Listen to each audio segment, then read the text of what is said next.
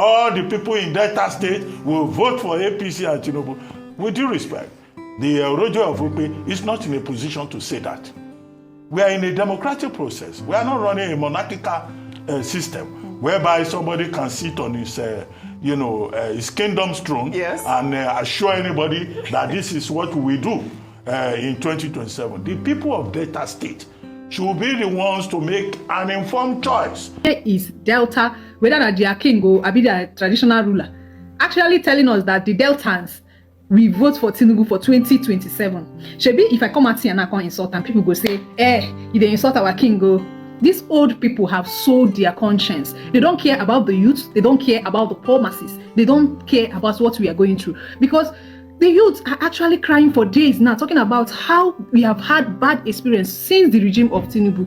And here you are, telling us that Deltans, we vote for Tinubu come 2027. Like, I don't understand. So the suffering of the poor masses is not touching you. They touch you. So Deltans, on a king, on a traditional ruler, is now letting us know that you guys are going to vote for Tinubu.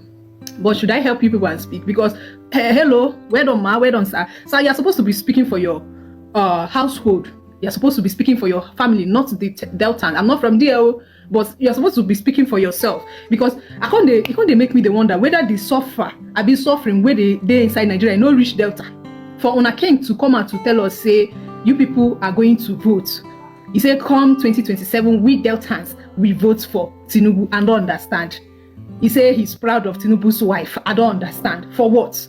If you can actually come out and support the government of Tinubu publicly and still telling us that you will still support him come 2027, this is not like in 2 years' time, that you're still going to support him.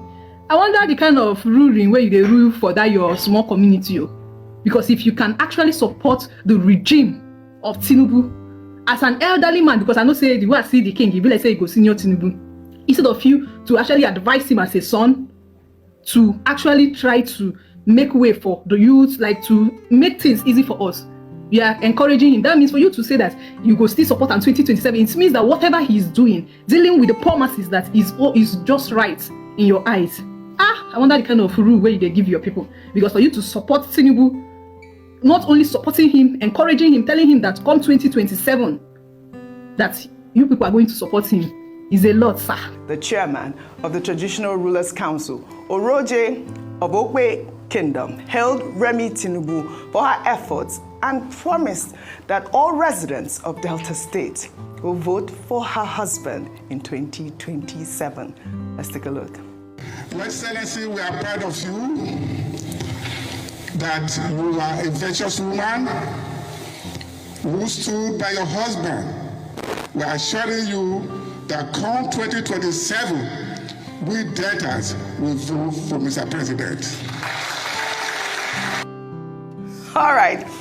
Delta Monarch here has promised. I mean, I think that the initiative is great. Anybody would, applaud her move, especially given the fact that she's come out there to donate and talk about, female genital mutilation, HIV among young people, promising to give them hope. Of course, the monarch will say that, we will vote for you and your husband next term.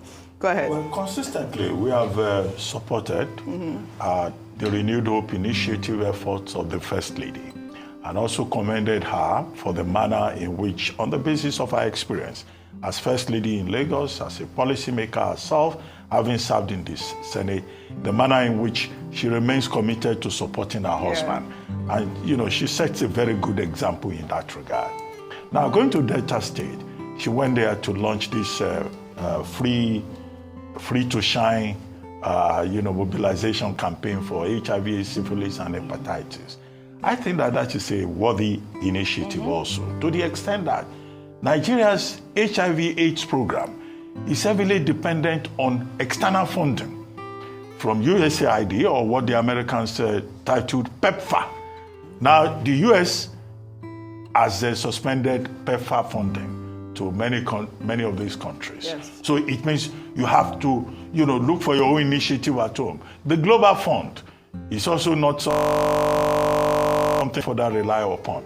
Now, Nigeria has an HIV trust fund. We also have NACA. All these agencies will have to be funded. And I think that, this effort to draw more attention to the importance that the seroprevalence of HIV/AIDS is still very high in Nigeria. I think that's a very good move in that regard.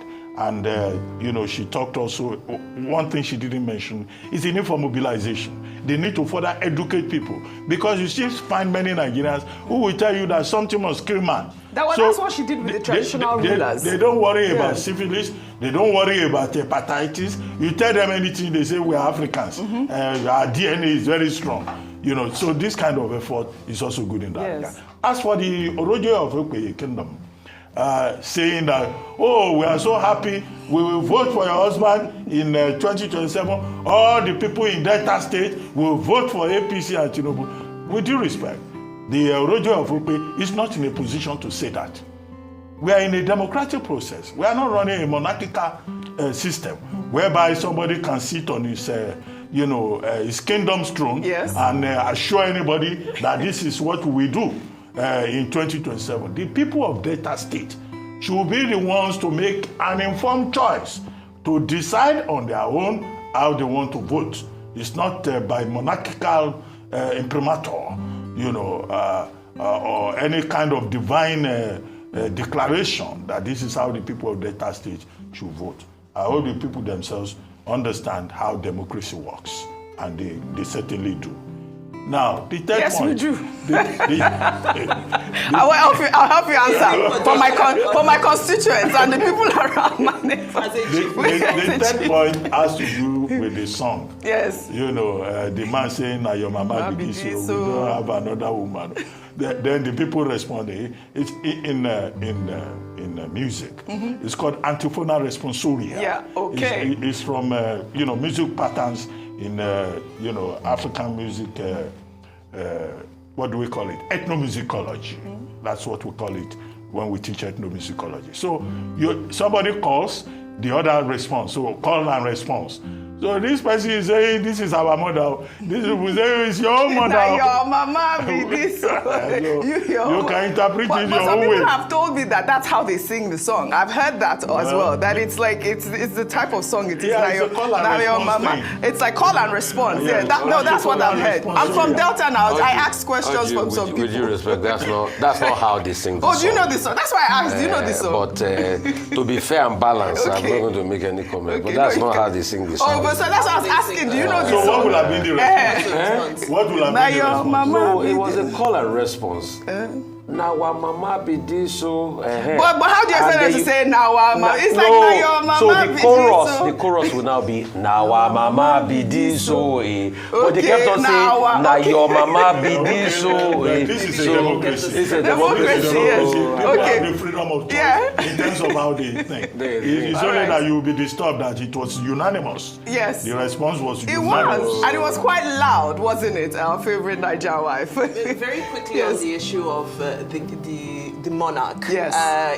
This morning we tried to unpack a number of the bills that have passed a second reading in the National Assembly, and one of those, there's too many, it's over 80, it's very difficult to unpack. But one of the ones that stood out to me was the constitutionalization of the role of monarchs, because currently we know that traditional rulers and so forth, they operate in a cultural capacity, but they don't have a role in the constitution.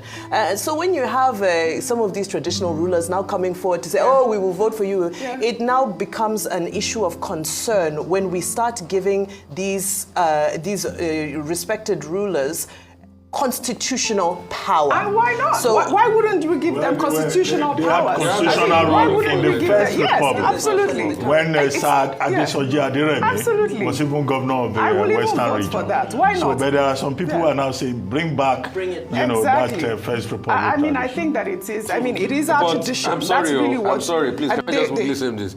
Is they it with hold the power. leadership recruitment process of our monarchs that you're going to give them Well, I don't know about that. Okay, wait, hold on. We have House of Chiefs. I know. Okay, hold on. I know the Olu of Warri Kingdom. I can speak in. He's impeccable. I can speak for him. Can you speak for that? Across the other monarchs. That's the first you will one be that mentioning I monarchs and you speak for them. But also these things are sometimes hereditary. I think it's just fantastic when they sometimes, remain. Right? Some places hereditary. It's important for them to remain apolitical. Yes. It's important for them to remain apolitical because it is a respected, sacred throne that should not be denigrated by politics. Like I said, we in Delta, we practice democracy.